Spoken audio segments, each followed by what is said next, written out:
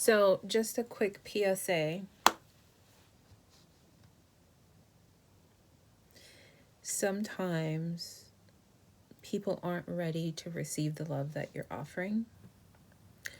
And it doesn't mean that your delivery is wrong. It doesn't mean that you need to try harder. It doesn't mean anything, actually. It's just information, it's just data.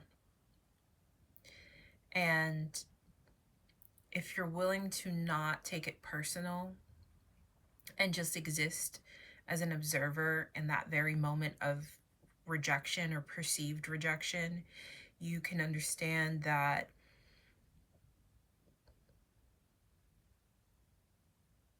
to someone who's never been loved correctly, it hurts to be loved. To someone who's never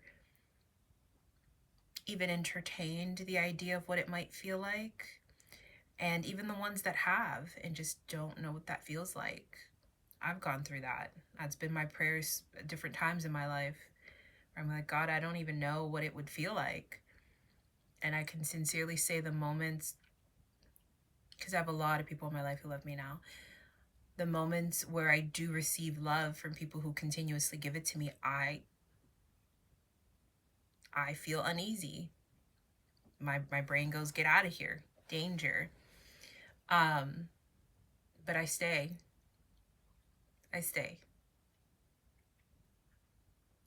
And I'm just doing this PSA because I feel led to, and I want you to know that if you're the person who's giving the love and the other one's running, they don't know what they're doing. Of course, they should be kind to you in the process, right? If someone's treating you ugly, that's never okay. So I don't mean give grace to ugliness. That's not what I'm saying. But if it's a true, they don't know how to receive, just know it's not you. And then on the other end, if you're the one who doesn't know how to receive, this year of the fire horse, let me tell you, whether you're a horse or not in the Chinese zodiac, the current planetary alignment, post shadow, retrograde, I mean, we're out of it, but like the shadow's doing a number. There's a few things. But my point is, if you're the one that doesn't know how to be loved, the universe, your God, insert what works for you, is saying that if not now, when? Receive. You're worthy of receiving. This is what you've been praying for, asking for, longing for. If not now, then when? So sit in the discomfort and receive. And the last tidbit, promise. My middle son got hurt in jiu-jitsu yesterday. And he's a beast. So for him to even like get hurt was like, whoa. We were both just like, whoa. And it wasn't a big deal, like, because I was just like, just a little swollen right here, nothing serious. An ice pack, healed it right away. But still, even that was just, it just threw us both off. Like, dang. And when we got out the car, I mean, I gave him a few hugs, but when we got out the car, I just, I was like, come here, kiddo. I just gave him like just like the hugs where you don't let go kind of thing. And at the end, I just was like, I hope you're proud of yourself. You're handling this like a big dog, like, because he's 9. He's 9, by the way.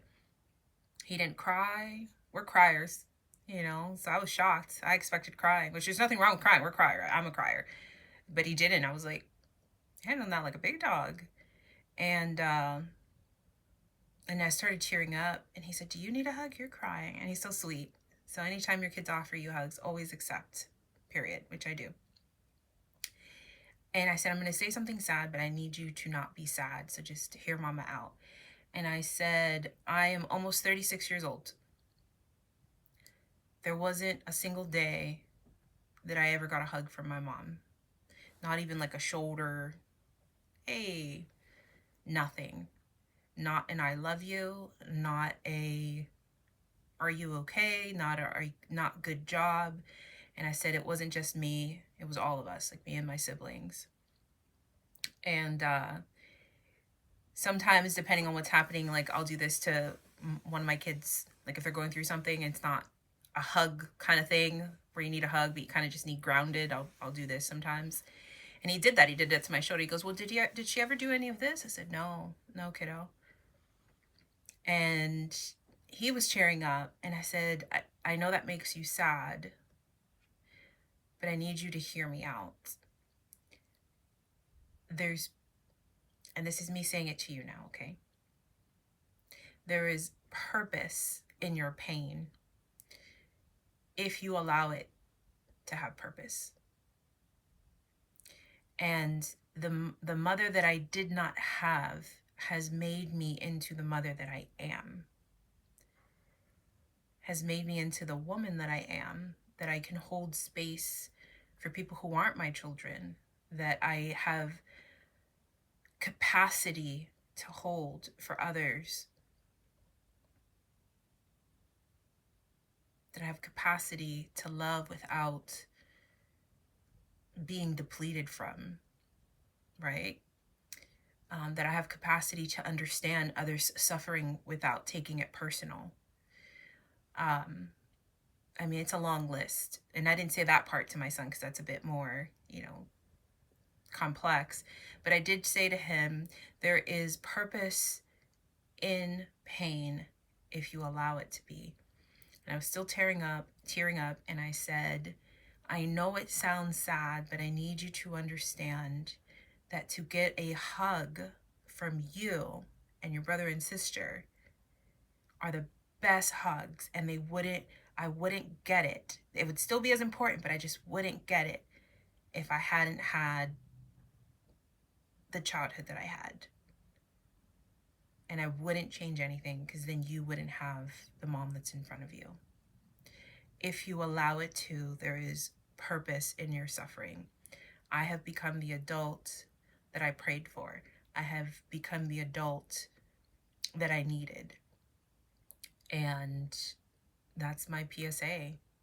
That's my PSA. It was a two-parter, just so you know. 2 different messages there. Take what resonates, leave the rest. But I love all of you.